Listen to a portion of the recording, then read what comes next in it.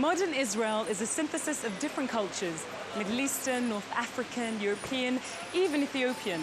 And you can really sense that here in Jerusalem's main market, Mahane Yehuda.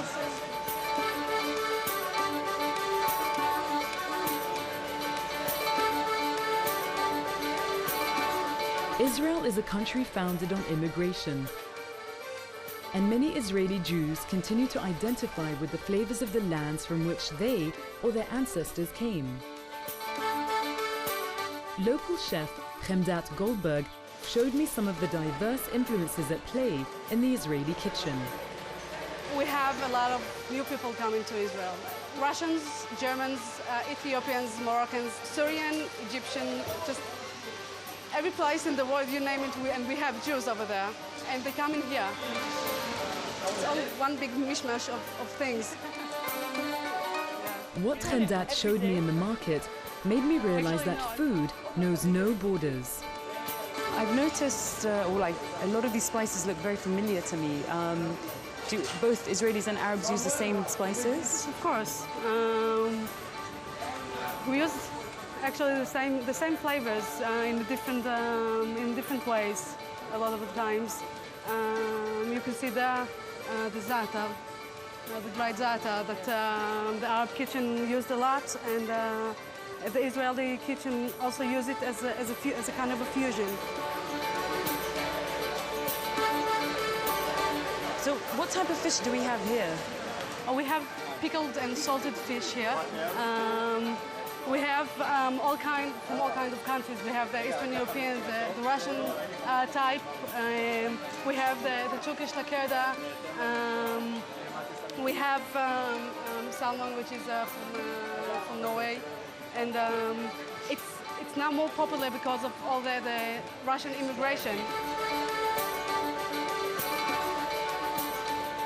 So we also have here an Ethiopian shop with Ethiopian products. And there are a lot of Ethiopians here in Jerusalem. There is a big community of Ethiopians in Jerusalem. For all the enticing range of produce on sale here, there is one unifying feature. Everything in this market is strictly kosher. That's to say, it conforms to Jewish dietary laws forbidding certain foods. And so, you'll find no shrimps at the fishmonger and no pork at the butcher. Now, I'm familiar with the Muslim idea of halal, that is, food that is permitted according to Islamic law, but I don't know as much about the Jewish system of dietary laws, or the kashrut as they're known. I visited an Orthodox Jewish family to find out more. Hi. Hello, Mona. It's Friday afternoon, and the BENHURs are preparing a meal for the coming Sabbath, on which work of any kind, including cooking, is strictly forbidden. By sunset, our Sabbath has begun. We have to finish all the work, all the food preparation, anything that we're doing, we have to finish by Sabbath, by the beginning of Sabbath. So everything is a crazy mad rush to get it done beforehand.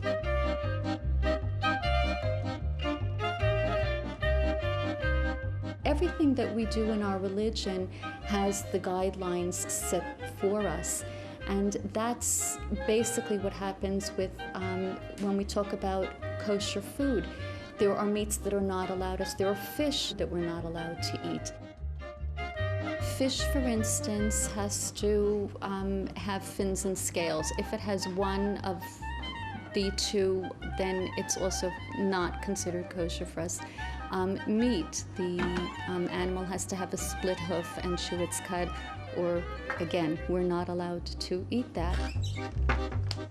Most Jews in Israel may choose to eat kosher, but Jody admits that the reasons behind the dietary laws are obscure. The bottom line is we really don't know what the reasons for that are, and Judaism has many laws and regulations for which we really have no understanding of why God handed down these laws to us. And we're commanded to observe them despite the fact that we really have no understanding of what they are.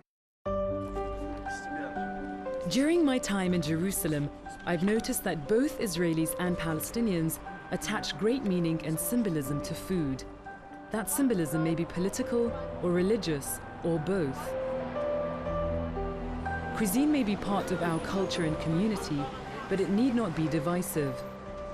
This is Jerusalem's Eucalyptus restaurant, a rarity in this divided city as it's owned jointly by an Israeli and a Palestinian. And I'm here to meet with 4 chefs, members of an initiative called Chefs for Peace, a group which cooks together in order to bridge religious and political divides.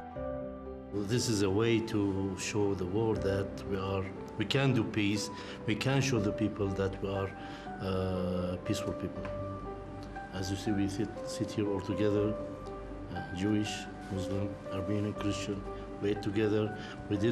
We cook together. So it is fact. Today, the chefs are going to prepare me a truly multicultural lunch. First up on the menu is a Jewish dish with an ancient story told by an Israeli chef.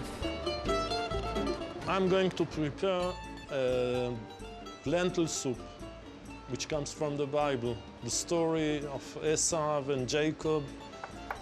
And Esau was asking Jacob, what are you doing? What are you preparing? Give me from this red stuff. So I'm preparing this red stuff, which is a lentil soup. And I'm not sure that Jacob was doing the lentil soup the same way I'm doing it. But what is important, it will be tasty. Convinced that ignorance of the other is at the heart of the conflict here, the chefs try to educate people about the other's history, traditions and culture through the medium of food. And so Palestinian chef SUFFIAN, one of the owners of the restaurant, is making a traditional Palestinian dish rarely found outside the home. It's called maqlouba, or upside down in English, a reference to the distinct way in which it's served. Many people think Jerusalem have just hummus and falafel, then maybe shawarma.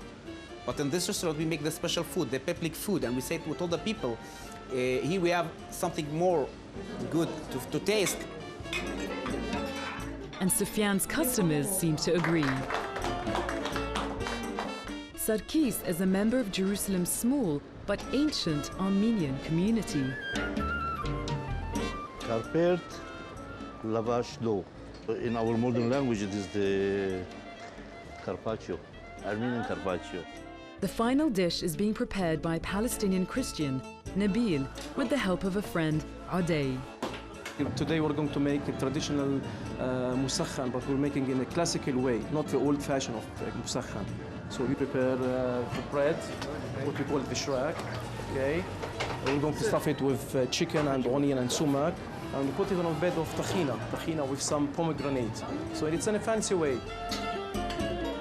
It was time to sample the food, an eclectic lunch reflecting the diversity of the city and its peoples. Wait your turn. And while some might think that the idea that cooking can promote peace is a little naive, the chefs themselves had no such doubts.